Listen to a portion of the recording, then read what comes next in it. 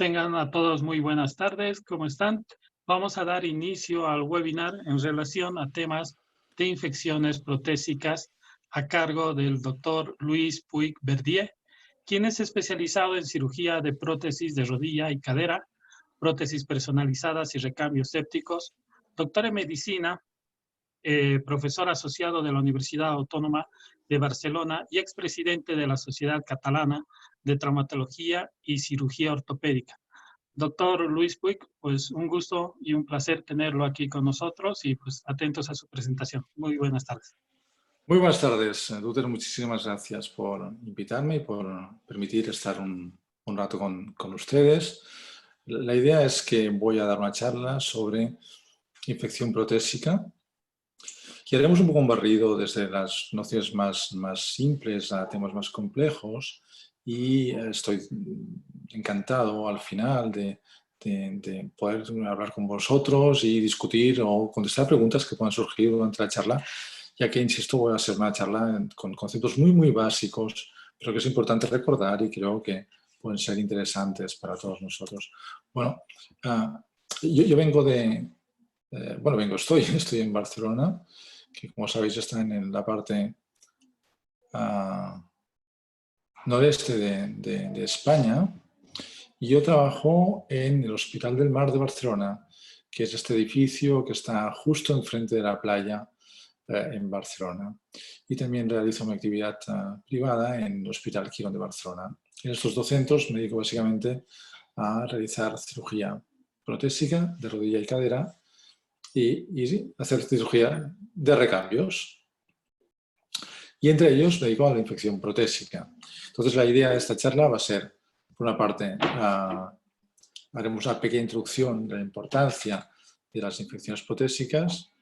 Vamos a hablar de explicar qué es o qué características tiene la infección protésica, qué elementos tenemos para diagnosticarlas y por qué puede ser complejo a veces.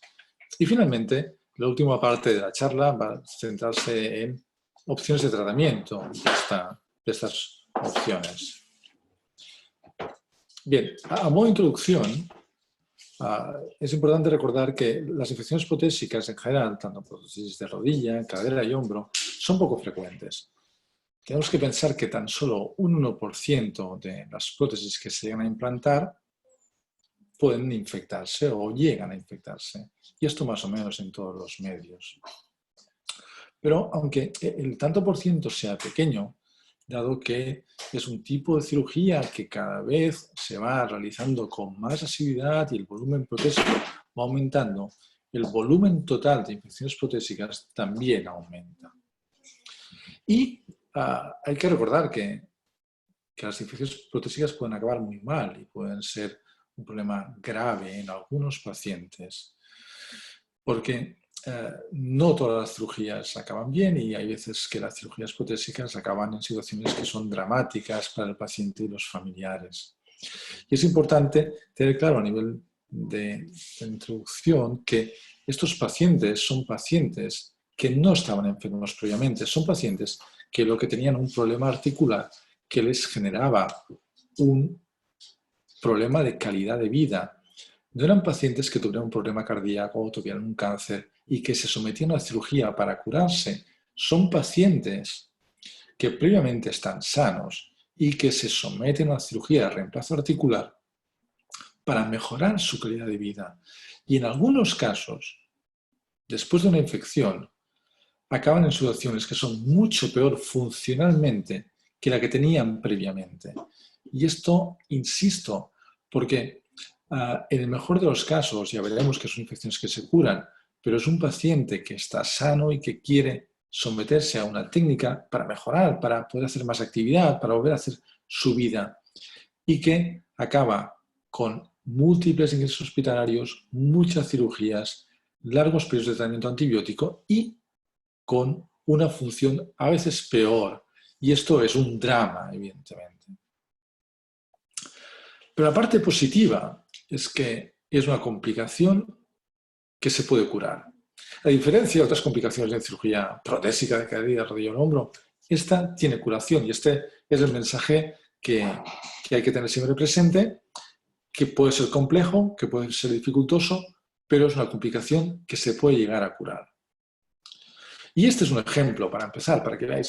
Este es un paciente con una prótesis de rodilla, es un paciente que le habían colocado esta prótesis en un centro, es un paciente que previamente había tenido una piel irradiada porque hace 40 años él jugaba fútbol y tuvo un problema meniscal y hacía derrames y le acabaron irradiando, le pusieron la prótesis y acudió a nuestro centro con una herida abierta, con la prótesis expuesta y con una infección por varios gérmenes. Pues este paciente, después de un recambio en 2 tiempos, con una cobertura con un dorsal ancho microquirúrgica, pues finalmente ha sido capaz de curarse y volver a hacer su vida normal. Es decir, hasta aquellos casos más difíciles, más graves, con paciencia, con conocimiento y con técnica, pueden llegar a curarse. Y lo que es importante es tener muy claro qué es la infección protésica, cómo abordarla y cómo solventarla. ¿Qué es una infección protésica? Pues la respuesta a esta pregunta es relativamente simple. Es una infección a cuerpo extraño con presencia de biofilm. Y esto va a ser la clave de todo el problema. El biofilm fue descrito en el año 85 en este artículo por 2 autores, por Costerton y Cristina, un traumatólogo y un anatomopatólogo, que en el año 85 describieron la capacidad que tienen algunas bacterias, o la mayor parte de bacterias, de adherirse a los biomateriales. Y esta capacidad es la de formar biopelículas sobre biomateriales que va a explicar todo el porqué de estas infecciones. ¿Y cómo funciona la infección? Imagínese que la parte inferior en gris es el metal. Estamos en un campo quirúrgico, es un esquema de un campo quirúrgico. En gris es el metal, a la derecha, a su derecha, tienen las células del hueso y durante la cirugía estas bolas amarillas son gérmenes. Estas bolas están en el aire, vienen habitualmente de la piel del enfermo y generan una contaminación. Mientras se produce la cirugía, sabemos, porque no estamos nunca en un campo 100% estéril, que estas bacterias están allí. Pero tenemos, por una parte, el sistema inmune representado por estas Y azules y el antibiótico, la profilaxis antibiótica representada por esta bolita pequeña naranja, que son las responsables de atenuar o de destruir estas bacterias. Pero si en algún momento la profilaxis antibiótica es insuficiente o tenemos un problema de inmunidad o la carga bacteriana que recibe este paciente es muy alta, lo que sucede es que algunas bacterias van a llegar a contactar con la superficie del implante. Y aquí ya no tenemos vuelta atrás, porque estas bacterias se van a adherir, se van a unir formando una biopelícula.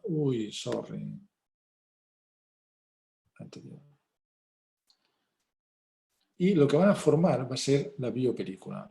Esta biopelícula hará que poco a poco las bacterias se vayan reproduciendo, vayan formando capas y van haciendo que vayan formando una estructura tridimensional donde las bacterias de la parte más baja, más tocando al metal, van a estar en una situación de no replicación, estarán hibernando.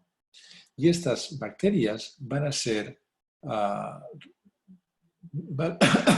no van a ser susceptibles de ser tratadas por antibióticos, ya que no van a replicarse. Durante este periodo, algunas bacterias van a liberarse de este biofilm, van a llegar a ir al líquido articular y van a ser responsables de la clínica. Pero las otras, las que están fijas aquí, van a ser inmunes al sistema inmune y al tratamiento antibiótico, porque los antibióticos no son capaces de atravesar esta biopelícula.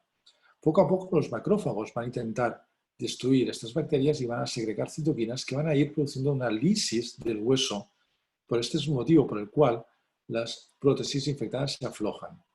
No somos capaces de curar la infección y las prótesis se aflojan.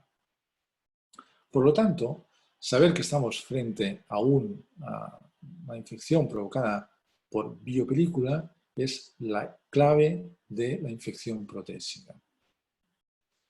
Sabemos que las biopelículas se forman por una serie de fases. Primero se adhieren las bacterias, posteriormente proliferan, forman este slime, esta matriz extraarticular entre ellas, y acaban madurando. Y las biopelículas pasan a ser maduras. En el fondo, la biopelícula es una estrategia de supervivencia de las bacterias, ya que evita la acción del antibiótico y evita la acción del sistema inmunológico, que además es un problema, como veremos más adelante, tanto para el diagnóstico como para el tratamiento. Insisto, las bacterias que se encuentran en la parte más profunda están en una zona sin oxígeno y no se replican. Estas bacterias están en fase planctónica, no son detectadas por los sistemas de cultivo convencional y no son atacadas por los antibióticos. Por lo tanto, estamos ante una enfermedad que puede ser difícil de diagnosticar, ya que las bacterias se encuentran, la mayor parte, en el implante y no en el tejido circunstante o en el líquido articular. Y además, esto va a ser una dificultad para tratar, porque la biopelícula va a dificultar que difundan los antibióticos en estas capas. Y para atacar esto, pues no hay que ir solo.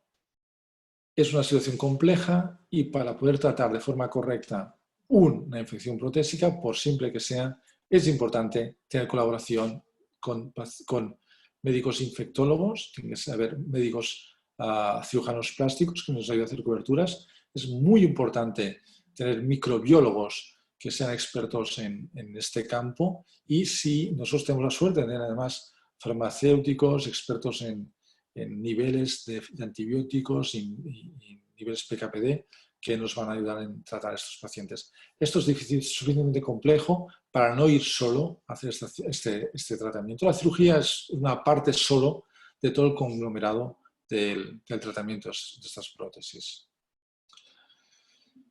Bien, entonces, ¿cómo las diagnosticamos? Bueno, pues aquí habrá dos grandes partes, ¿no? Normalmente seguiremos este esquema, el esquema de la presentación clínica, los valores analíticos, la microbiología y finalmente la anatomía patológica. Antes de hablar de la clínica, les presento este trabajo que publicamos en Clinical Orthopedics hace unos años, donde demostramos que estadísticamente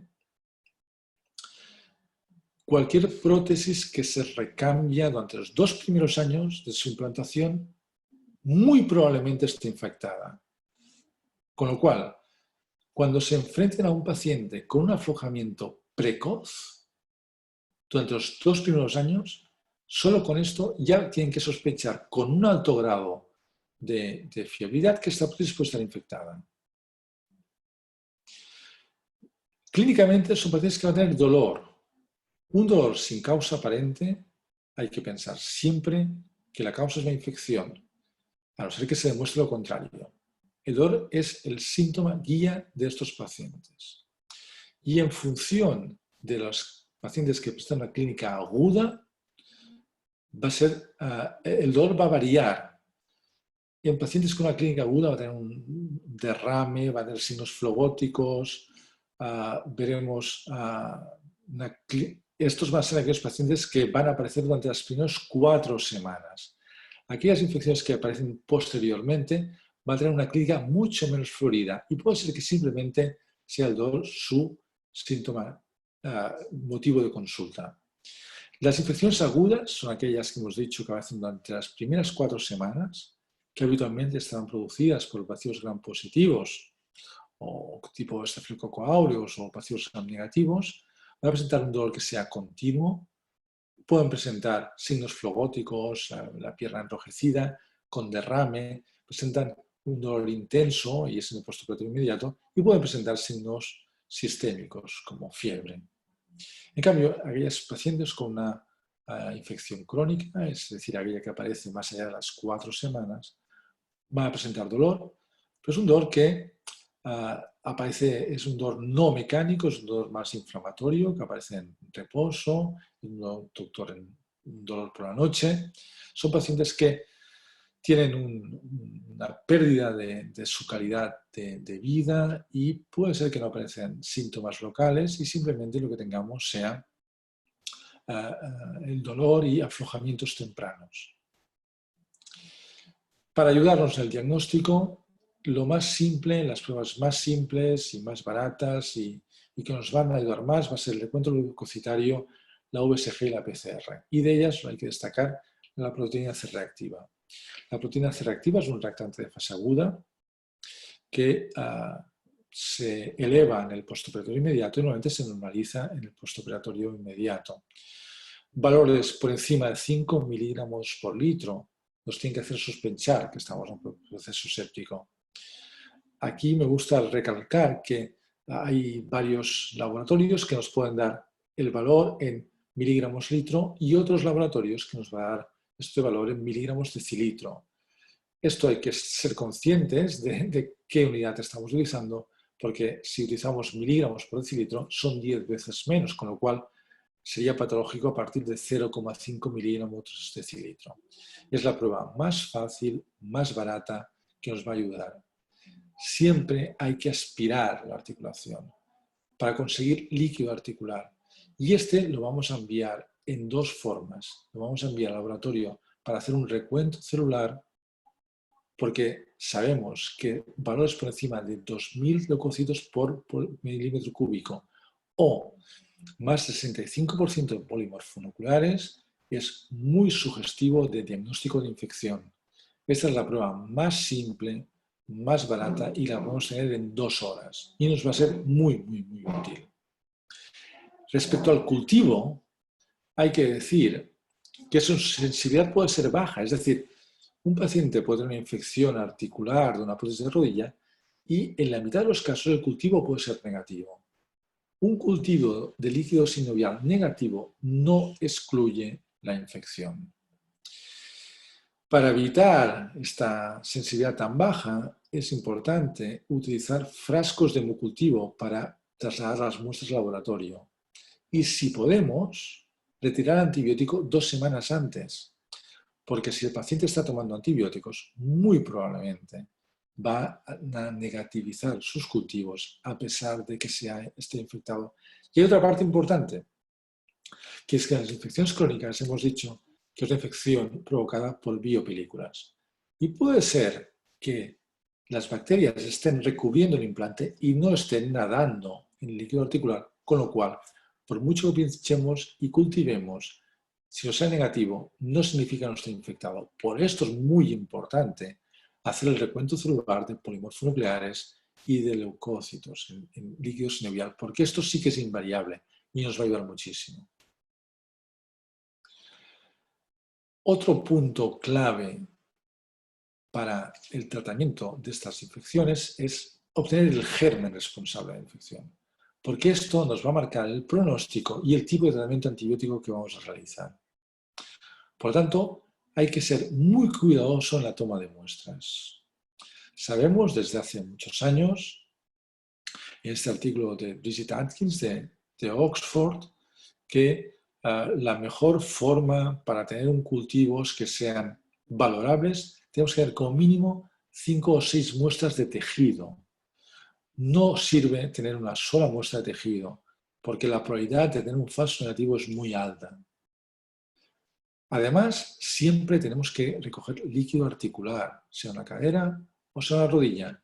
Siempre, antes de abrir la articulación, es importante tener líquido articular, con lo cual mandaremos tejido y líquido. Recomendamos siempre, basándonos en el artículo de Atkins, de utilizar siempre un material que sea estéril para cada muestra. Es decir, para cada muestra que recogemos, vale la pena utilizar una pinza y un bisturí estéril para evitar contaminaciones cruzadas de nuestro tratamiento. Y con ello vamos a recoger, como digo, insisto, 5 muestras de tejido periprotésico más el líquido articular. Es importante también saber que la distribución de los gérmenes no tiene que ser uniforme y puede ser parcheada. Entonces, ¿qué muestras de tejido cogemos para tener más rentabilidad? Posiblemente aquellas que visualmente veamos que pueden ser, que veamos más tejido necrótico o que sean más sucias. Y llegado a este punto, el diagnóstico puede ser muy fácil en infecciones agudas, pero puede ser más difícil en las crónicas. En las agudas son pacientes que en el postoperatorio inmediato presentan una clínica muy, muy importante, con muchos signos flogóticos, y estas son muy, muy fáciles de diagnosticar. Pero no así en las crónicas, que pueden ser más difíciles. Está claro que esto es un paciente que vi la semana pasada en la consulta, tiene una infección crónica, no tiene signos flogóticos, pero tiene un defecto cutáneo donde se ve perfectamente el implante. Esto se conoce como el signo del espejo, porque a través del defecto cutáneo podemos ver la prótesis, y si ponemos la prótesis, esa prótesis que es seguro que está infectada, y es el signo del espejo porque nos vemos reflejados en ella. Pero esto no siempre es así de fácil, porque en las crónicas sabemos que hasta un 7 o más por ciento de las veces, hay series que hablan hasta un 20% de las veces, el cultivo puede ser negativo, por todo lo que hemos estado explicando. Y esto nos genera una dificultad tanto para el diagnóstico como para el tratamiento. ¿Por qué pueden ser negativos? Pues por muchos casos. Porque pueden ser una infección con poco número de bacterias, porque la toma de muestras sea mala, porque la transmisión al laboratorio sea inadecuada, porque el paciente esté tomando antibióticos.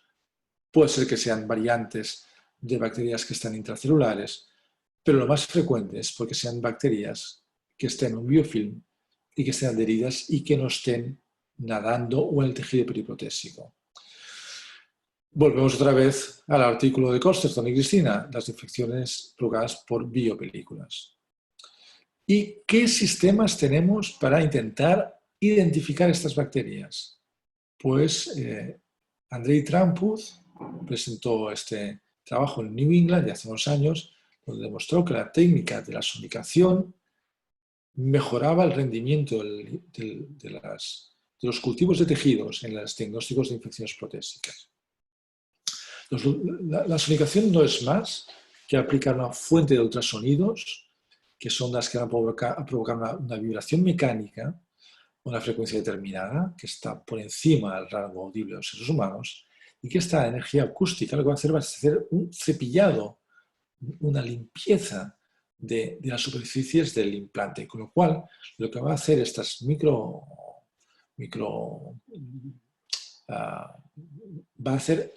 va a limpiar la superficie del implante, va a conseguir que las bacterias que están adheridas a la biopelícula pasen a estar libres en líquido articular. Y este líquido es el que una vez recogido se puede cultivar. Así es como procedemos. Durante el acto quirúrgico cogemos siempre todo el material que extraemos y lo ponemos en un bote estéril de polipropileno, que también es estéril, cerrado de forma hermética. Este implante, junto con las muestras de tejido, las enviamos al laboratorio. En el laboratorio lo rellenan con una solución que es tioglicolato, se produce a su vórtex, que es se agita y posteriormente se somete a sonicación durante 5 minutos a esta frecuencia.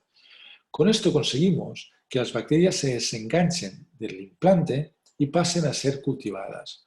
Y aquí vemos en la imagen de abajo 2 placas de Petri, una donde se ve las muestras de los tejidos y en la derecha la cantidad de bacterias que somos capaces de recoger con la sonicación. Es una técnica que nos permite ampliar mucho y detectar casos con cultivos negativos de tejido.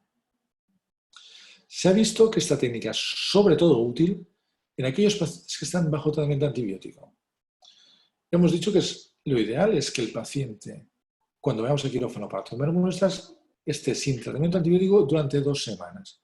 Pero puede pasar por muchos motivos que este periodo de ventana no se ha podido producir, Pues porque la infección requería el paciente estaba séptico y requería también antibiótico, o porque la urgencia ha hecho que no podamos esperar estos 15 días para realizarlo. En estos casos, la somicación ha sido muy útil. No así en las infecciones agudas.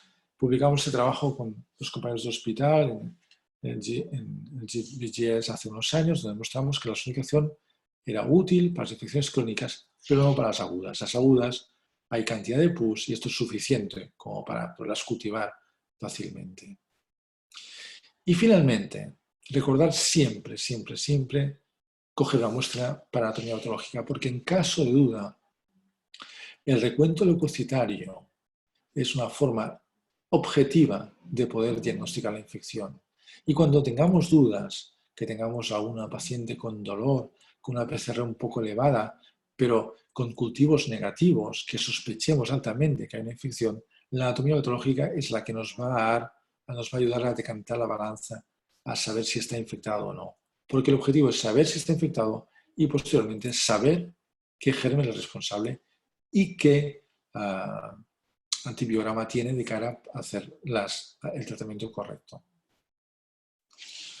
Bien, voy a pasar ya a hablar del tratamiento de estas infecciones. La pregunta es, ¿podemos llegar a curar una infección en presencia de biofilm? Ya hemos dicho que es difícil, pero ¿esto es imposible o no es posible? Pues cuando miramos la literatura americana, siguen diciendo que la única forma de tratamiento de estos implantes es sacar el implante. Es decir, si yo tengo un implante recubierto por biopelículas, lo único que tengo que hacer es quitarlo. Y esto es cierto. Bueno, esto se basa en el trabajo que ya tiene unos años de John Insall, donde demostró que la técnica del recambio en dos tiempos que todos conocemos es útil para tratar estas infecciones. Esto es un trabajo que se publicó en el año 83. Insisto en esto porque os he dicho, y lo enseñaré posteriormente, que Costerstone y Cristina describieron las biopelículas, la adherencia de las bacterias al implante en el año 85. Es decir, que John Insall, cuando describió su técnica, que todos conocemos, de retirar implante, tratamiento antibiótico y colocación de un implante, cuando explicó esta técnica, no se conocía él ni en el mundo el por qué no se conocían las biopelículas. Él intuyó que algo pasaba porque dijo que veía que claramente que esos pacientes tratados con antibióticos solo no se curaban, pero no sabía por qué, porque no se conocían las biopelículas. Y entonces la pregunta es, ¿seguimos haciendo lo mismo, el mismo tratamiento del recambio en dos tiempos como hace 30 años? Bueno, hoy sabemos que la formación de la biopelícula no se produce en un instante, no es un sí-no, sino que es un proceso gradual. Primero hay una fase de adhesión de estas bacterias al material, posteriormente estas bacterias empiezan a provocar la agregación, posteriormente llegan a una maduración y finalmente empiezan a liberarse. Todo este proceso tarda un tiempo, que pueden ser unos días. Y es importante también recalcar que en el año 98, falta un 8, Bernard Zimmerli publicó este artículo en el JAMA, donde demostró que la rifampicina, que utilizaron el nombre, que la rifampicina era útil en el tratamiento de las infecciones por Staphylococcus aureus en presencia de biopelículas. Pues, como decía, en las infecciones agudas, es decir, aquellas que dan la clínica durante las primeras 4 semanas, sabemos por todas las guías que, aquí hay discusiones, son 3 o 4 semanas, que se puede tratar las infecciones sin retirar el implante. Es decir, tenemos que tener pacientes con una clínica que sea realmente corta, con un implante estable y que con ausencia de... que las partes blandas estén bien. En estos casos sí que podemos tratar la infección reteniendo un implante. Es lo que se conoce como DIRE, Debridement with Retention, y esto es lo que podemos hacer. A ver si me salta. Vale. ¿Por qué? Porque en punto entre que se forma la biopelícula y que la película es madura, en este momento se puede realizar la cirugía de desprendimiento, recambio de partes móviles y tratamiento antibiótico correcto. Y con esto somos capaces de curar la infección.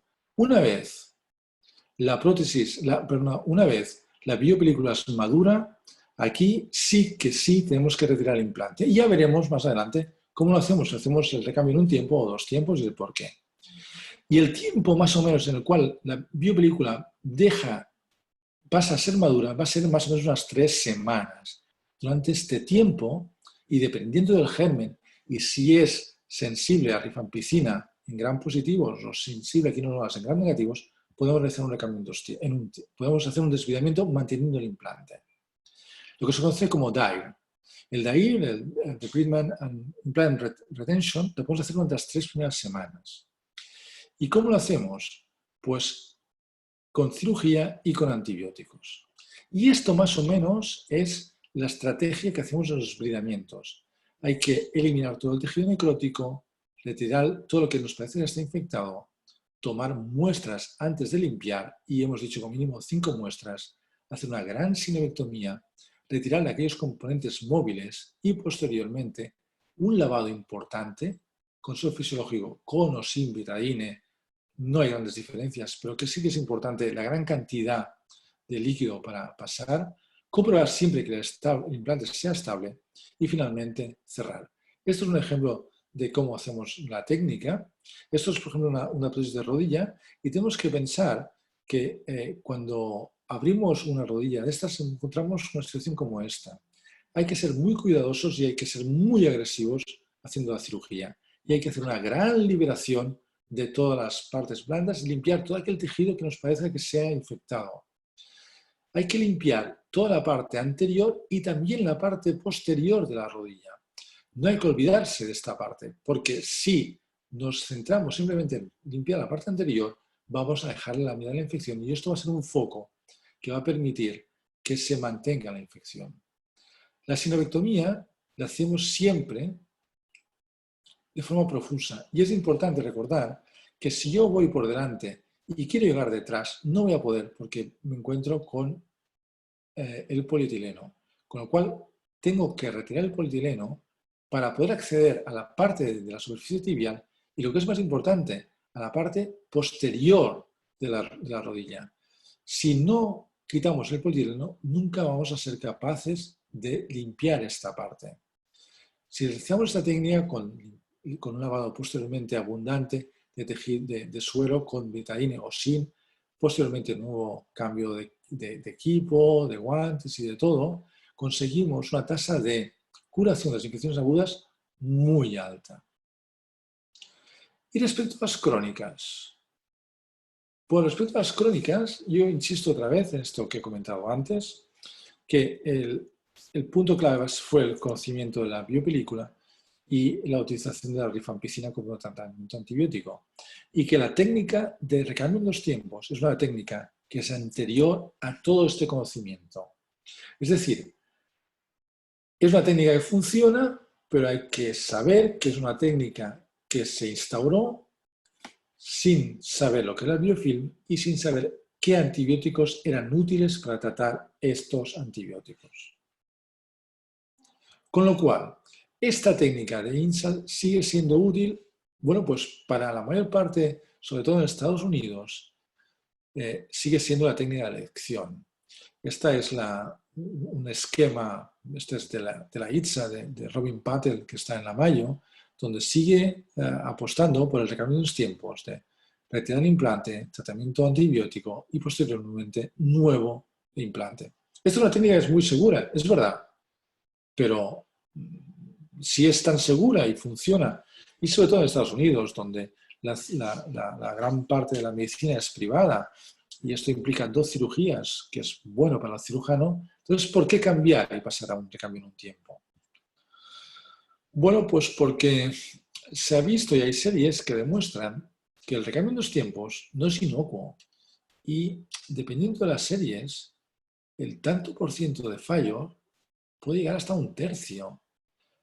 Siempre se había dicho que el recambio en dos tiempos tenía una tasa de éxito del 90%, pero cuando repasamos las series vemos que esto no es del todo cierto y que hay series que además sí que el tanto por ciento es alto, no es del 90%, pero además hay un alto porcentaje de pacientes que no llegan al segundo tiempo por pérdidas o por muertes, es decir, que no es inocuo.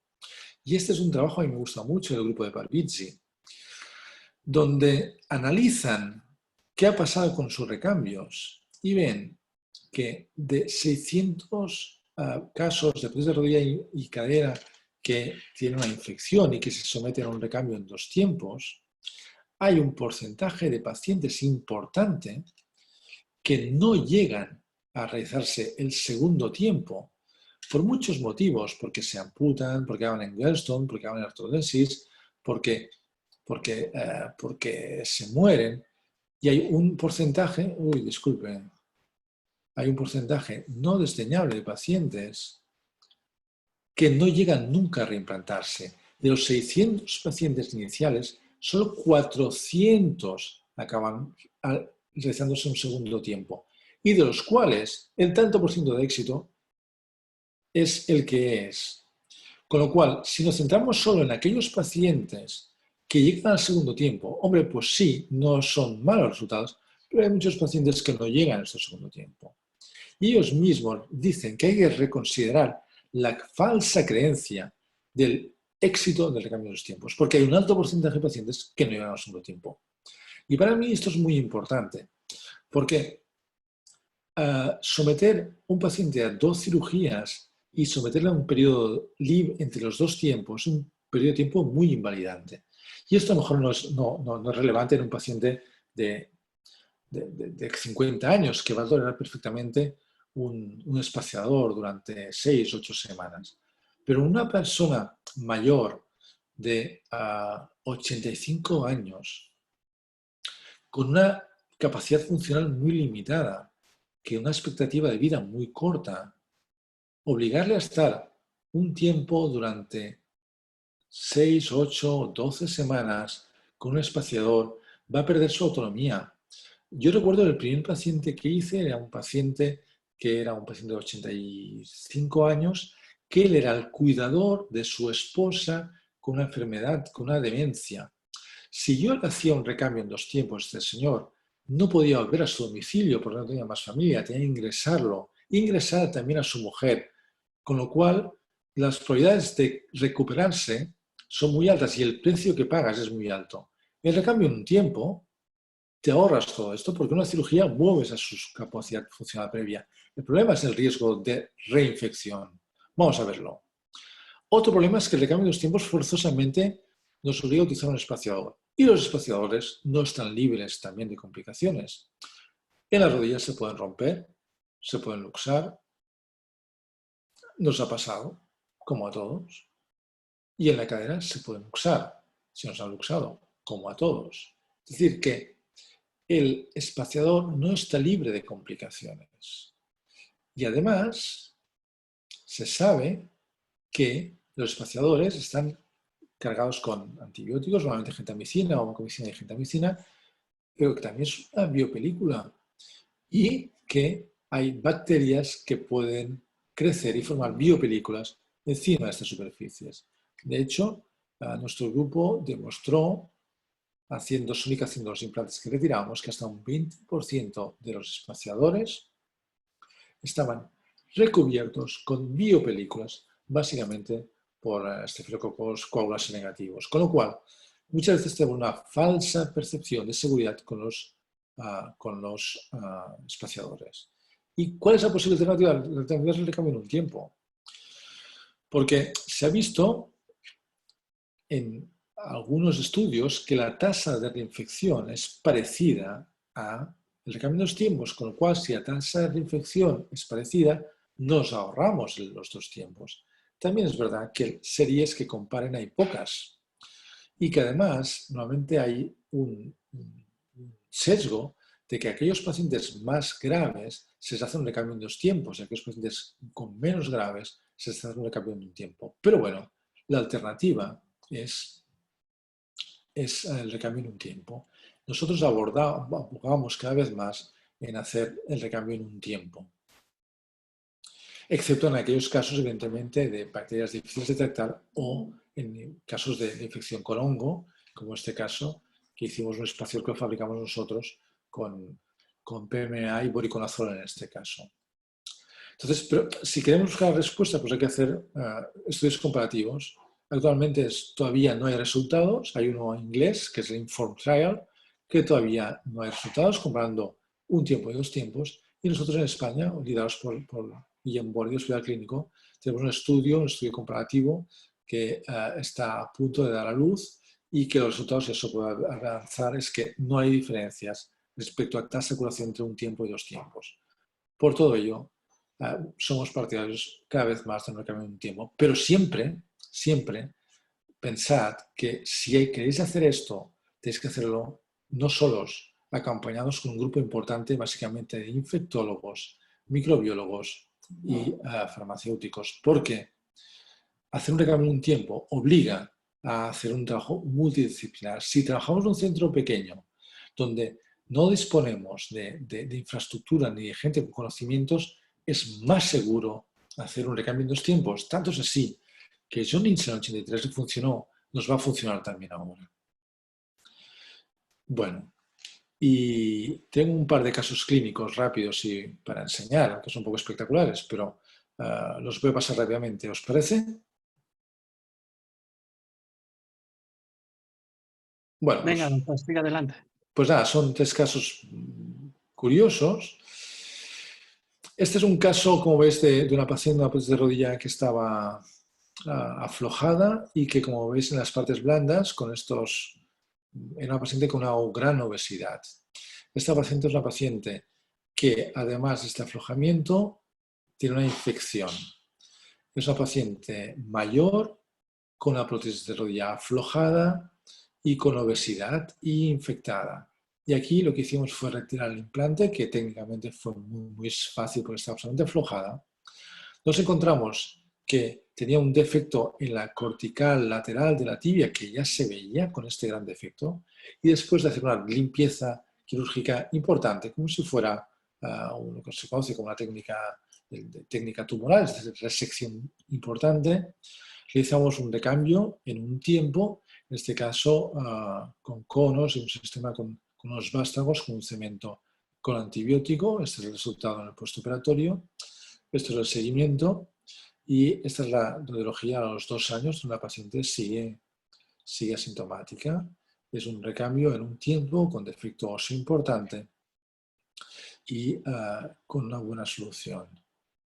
Este es otro caso, que es un paciente mayor, debe tener 85 años, que ya le habíamos hecho varios recambios. De hecho, yo le había hecho este recambio que veis en la radiografía. Es un paciente que tuvo un linfoma asociado al implante que requirió una irradiación de esta zona. Y yo le hice este recambio y utilicé estos vástagos largos que estaban hechos para no cementar y los cementé. Este paciente tuvo una infección por un Cutibacterium magnes, lo que se conoce actualmente como Cutibacterium magnes y que en realidad, bueno, que antes le llamamos el Propionibacterium magnes. Hicimos un DAIR que fracasó y estuvimos obligados a hacer una extracción de estos implantes. Y aquí fue muy dificultoso porque el implante estaba absolutamente adherido y tuvimos que hacer una ventana ósea en el fémur y una en la tibia, con lo cual íbamos a hacer un recambio en 1 tiempo, pero cuando nos encontramos con este gran defecto óseo que veis aquí, no fuimos capaces de hacer un recambio en 1 tiempo y le hicimos un recambio en 2 tiempos.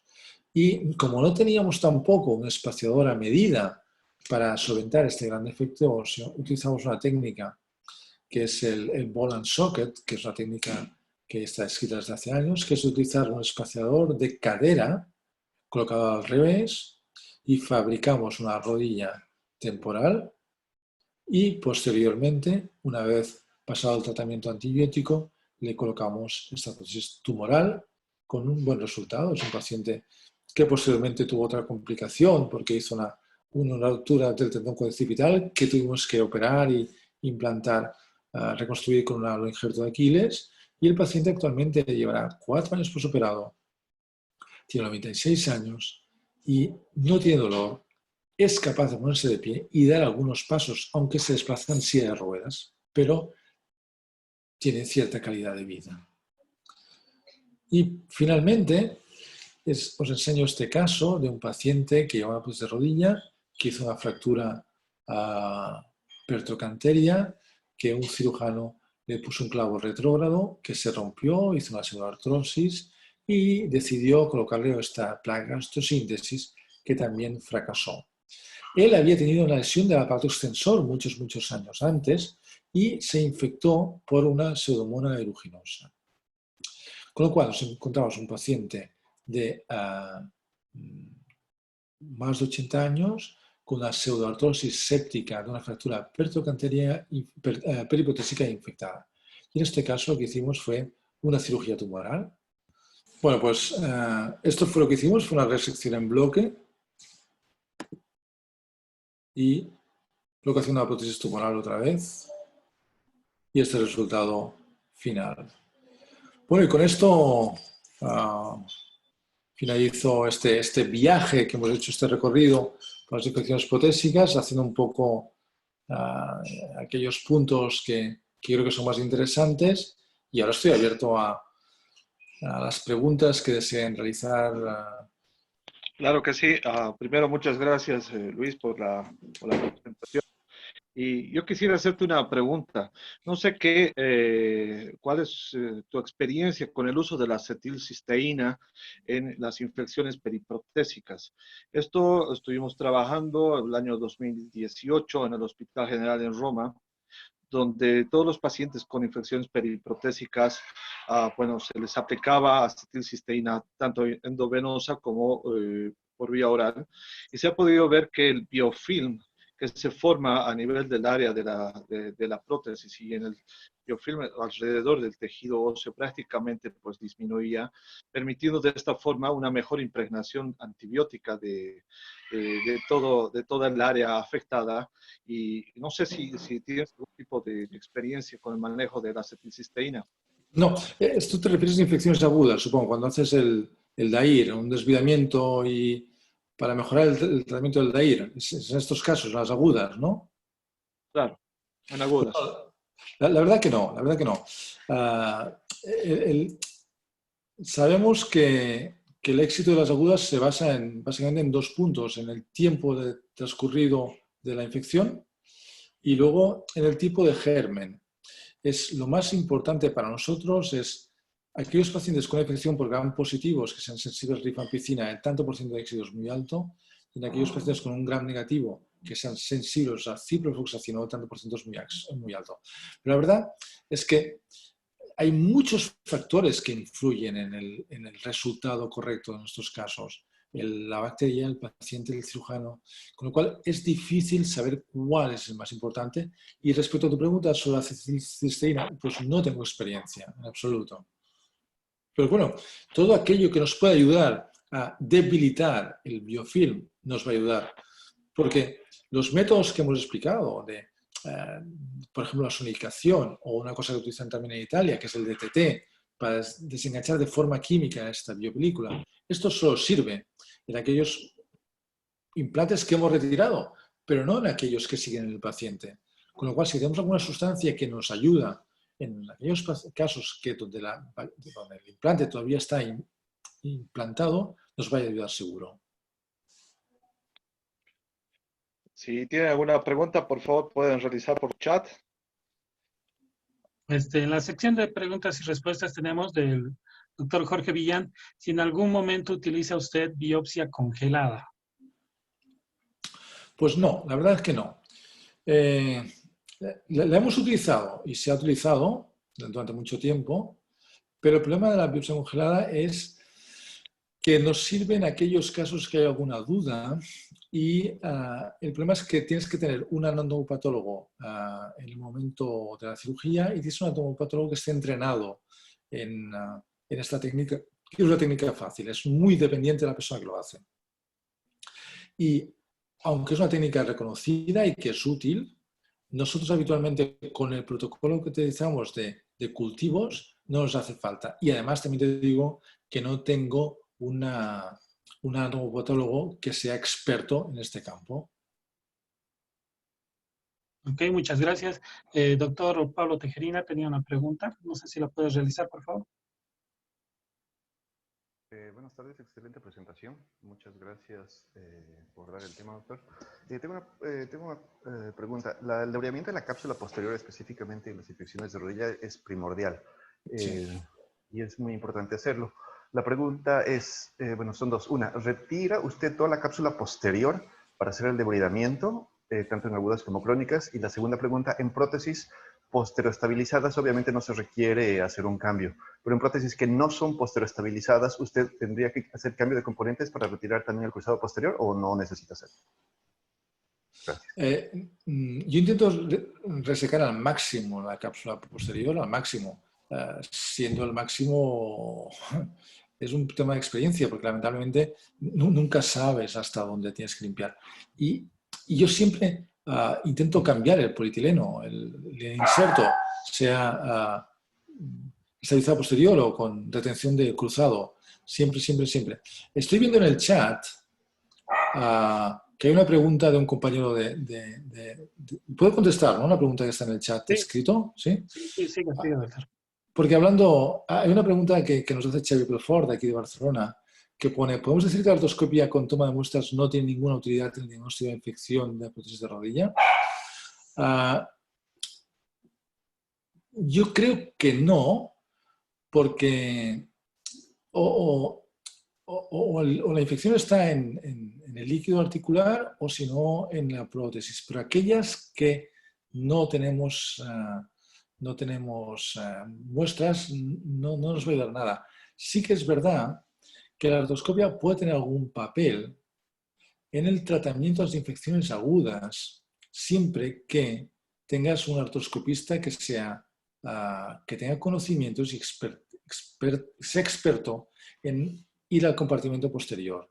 De hecho, hay un grupo coreano con una serie corta de infecciones agudas que tratan solo con artroscopia y no tienen mal resultado. Ellos sí que especifican que siempre van al compartimento posterior. La mayor parte de artroscopistas no son capaces de hacerlo, con lo cual se quedan solo en la parte anterior. Y en estos casos, la artroscopia no tiene sentido, pero sí si tú eres capaz de ir detrás para limpiar, exactamente por lo mismo. Muy bien, doctor. El doctor Juan Gómez le felicita por la exposición y dice, ¿hasta qué tiempo uno solo puede entrar a hacer limpieza quirúrgica y toma de muestras en la infección articular, teniendo en cuenta las fases del biofilm? ¿Cuánto tiempo debe tomar rifampicina asociado a una fluoroquinolona? Y esa es la pregunta, ¿no? Bueno, pues el tiempo hemos dicho, es variable, ¿eh? Nadie sabe exactamente el momento. Lo razonable es durante las primeras 3-4 semanas. Durante las 3-4 semanas podemos hacer un desvidamiento con retención de implante porque asumimos que la biopelícula no está madura. Eso sí, siempre el éxito va a depender de si tenemos rifampicina asociada a quinolonas y durante cuánto tiempo. Bien, clásicamente se había dado a estos pacientes un tratamiento durante 3 meses.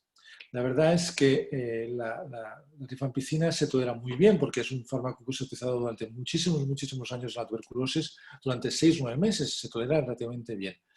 Pero nosotros realizamos un trabajo donde demostramos que solo con 6 semanas de tratamiento es suficiente. Y de hecho, cada vez más se tiende a acortar el periodo de tratamiento, con lo cual yo diría que yo daría un tratamiento como máximo de 6 semanas.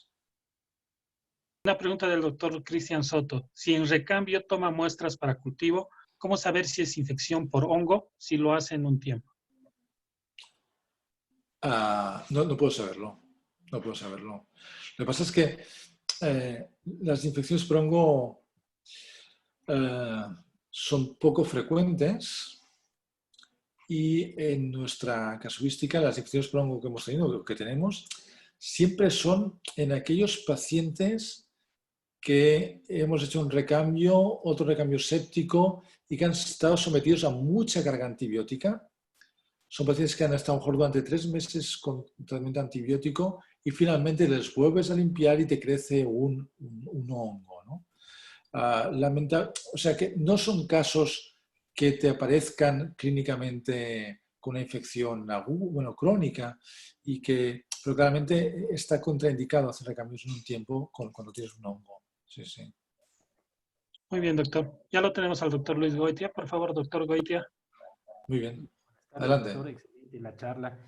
Tenía la consulta, si todo lo que explicó usted sobre la revisión de un solo tiempo con muy buenos resultados en rodilla, se aplica también a sí mismo a la cadera. Igual. Y es igual. Sí, igual. Perfecto. Y mi otra pregunta que tenía es si en todos los casos que tiene revisiones protésicas utiliza cemento con antibiótico. Mira, sí y no. El doble tratamiento antibiótico sistémico y local es efectivo sin lugar a dudas. Lo que pasa es que por hábito, yo acostumbro a hacer los recambios de cadera con prótesis no cementadas. Y en cambio hago los recambios, los no sépticos, los normales. Y en cambio los recambios de rodilla los hago con prótesis cementadas. Y hago exactamente lo mismo en las sépticas. En las caderas utilizo prótesis no cementadas porque son las que yo estoy acostumbrado a hacer habitualmente. Y en las rodillas utilizo cemento, en este caso con antibiótico. En la cadera solo hago recambios con antibiótico en aquellos casos de pacientes muy mayores, donde la calidad ósea sea muy mala y donde si tiene unas corticales muy finas, me obligaría a utilizar un vástago muy gordo, muy rígido. Y entonces en estos casos sí que utilizo vástagos con cemento y en estos casos les pongo antibiótico, evidentemente. Pero habitualmente, por hábito, por costumbre, no cemento las revisiones de cadera y sí las de rodilla. Gracias, doctor. Muchas gracias, doctor Goitia. Otra pregunta. ¿Considera que la punción de las articulaciones debe ser en sala de operaciones o puede hacerse en emergencias? No. La punción articular hay que hacerla bajo un campo estéril, pero esto lo podemos hacer en cualquier sitio. En la consulta, no hace falta ir a quirófano. Sí que es verdad que la cadera a ciegas es muy difícil, entonces lo hacemos o guiados por ecografía, o guiados por radiología, o por TAC. Pero por la dificultad de pinchar una cadera, no por el sitio. Las rodillas las pinchamos en la consulta mismo. Muy bien, doctor. El doctor Orestes Suárez pregunta, quisiera saber si hace PCR secuencial para diagnóstico de infección. Bueno, más que para el diagnóstico, lo hacemos para el seguimiento. Es decir, nosotros, mientras el paciente está ingresado, cada semana le hacemos un análisis con USG, PCRs, cada semana nos permite ver la evolución de las infecciones. Pero no en el diagnóstico. En el diagnóstico normalmente realizamos una y no es más. Ok, muy bien. Doctor Rafael Vilca pregunta, utilidad de la gammagrafía para el diagnóstico y tiempo de administración antibiótica parenteral postoperatoria. Mira, nosotros hemos dejado de hacer gammagrafías porque el problema de la gammagrafía es que te va a captar siempre durante los primeros 2 años después del implante.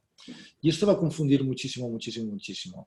Y con métodos mucho más simples como la punción articular o la analítica en general nos van a ayudar muchísimo. Y ya te digo, desde hace unos años hemos abandonado la técnica de gammagrafía ósea. No hacemos gammagrafías óseas. Y respecto al tiempo de profilaxis antibiótica, no recuerdo la pregunta, ¿me lo puedes repetir, por favor? Si la gammagrafía también le sirve para hacer un seguimiento del tratamiento antibiótico. No lo hacemos nunca. Ya. Otra pregunta. Después de debridar, ¿el problema es el mal tejido periprotésico? ¿A todos les da cobertura con injertos pediculados? No, no, no, no, no. No. Si el cierre es directo fácil, lo hacemos. Pero si no, normalmente lo más... Trabajamos con un equipo de cirujanos plásticos, ¿de acuerdo? Entonces, si el defecto, por ejemplo, en la rodilla está por debajo del polo inferior de la rótula, simplemente subiendo un gemelo, el gemelo medial, el gastrocnemio medial, haciendo un injerto por rotación es suficiente. No hay que ir a un microquirúrgico. El microquirúrgico lo reservamos en aquellos casos donde el defecto es muy, muy grande o es muy extenso y con un gemelo no somos capaces de cubrirlo. Pero habitualmente con un gemelo, que es una técnica realmente simple porque es un músculo que está pediculado y que lo rotamos y que es con un pedículo muy, muy grande, nos solventa la mayor parte de los defectos cutáneos. Muy bien. Muchas gracias, doctor. Una pregunta, y esta va tanto a usted como al público.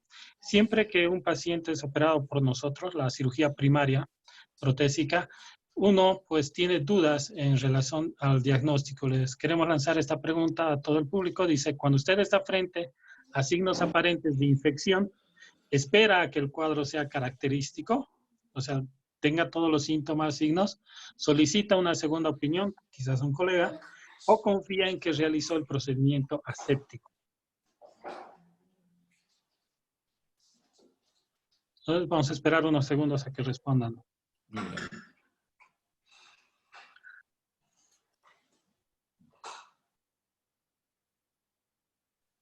Muy bien. Quisiéramos saber cuál es su opinión, doctor. ¿Qué hace cuando usted colocó la primaria y tiene un paciente con signos aparentes? Bueno, aquí hay dos temas importantes. Uno es siempre, cuando hemos sido nosotros responsables de la cirugía primaria, nos cuesta mucho ver más la infección que cuando hemos visto desde otro cirujano, porque siempre pensamos, bueno, mejorará, esto no es importante, no será nada, está un poco rojo, pero no pasa nada. Con lo cual, si lo ve un compañero, puede ser mucho más objetivo y puede tener mucho más sentido. Lo que sí que tengo claro es que, como todos los procedimientos, el volumen influye en el resultado. Y es importante que los recambios sépticos los haga siempre el mismo equipo quirúrgico. Porque si tú tienes un volumen, una masa crítica de tratamiento, tus resultados van a ser mejores. Si tú haces un recambio séptico al año, no va a ser un buen resultado, porque siempre va a ser el caso. Es mejor, aunque lo hayas hecho tú, mandarlo a alguien que haga uno cada semana o uno cada día. Los resultados van a ser mucho mejores. Eso es lo mismo en cualquier cirugía. Si tú no haces cirugía cervical, no hagas una cirugía cervical al año, mándala a alguien que lo haga habitualmente. Ok, muy bien. Comparto los resultados de lo que opinó los espectadores. La mayoría, un 69%, espera que el cuadro sea característico y pues un 38% solicita la segunda opinión de la cual estamos hablando, ¿no? Correcto. Entonces, yo creo que es un punto muy importante cuando uno hace una primaria, ¿no? Sí. Hay otra pregunta del doctor Jorge Villán que dice, ¿en algún momento usa sistema de presión negativa con instilación? Sí y no. A ver, iba a decir no nunca, pero sí que lo utilizamos, ¿no? A ver, esto es un problema de cobertura cutánea. Si yo tengo un cirujano plástico que en el momento del primer tiempo, del recambio de un tiempo, o del segundo tiempo, lo que sea, yo tengo un problema cutáneo y él me lo va a cubrir, yo creo que la terapia de presión negativa no tiene ningún sentido. Pero en aquellos casos que por coordinación o porque me encuentre en una situación en la cual no dispongo de un cirujano plástico que me pueda cubrir el defecto cutáneo, pues me veo obligado a colocar una terapia con presión negativa porque me va a permitir sellar la zona y facilitar la granulación del tejido, pero no lo hago queriendo, lo hago como recurso porque sé que no es lo ideal. Lo ideal es poderlo cubrir con músculo, si puede ser, porque el músculo nos va a aportar sangre, que es lo que nos va a aportar antibióticos, que es lo más importante. Ok, muy bien. Doctor Ricardo Estrada pregunta, en fracturas periprotésicas de ambos componentes, infección crónica y aflojamiento protésico, ¿cuál sería el mejor tratamiento? Porque esto depende, si están aflojados hay que recambiarlos, no tengo otra alternativa. Y hacer un recambio en un tiempo o 2 tiempos, en mis manos va a depender un poco de la edad del paciente, de su capacidad funcional y del germen que tenga.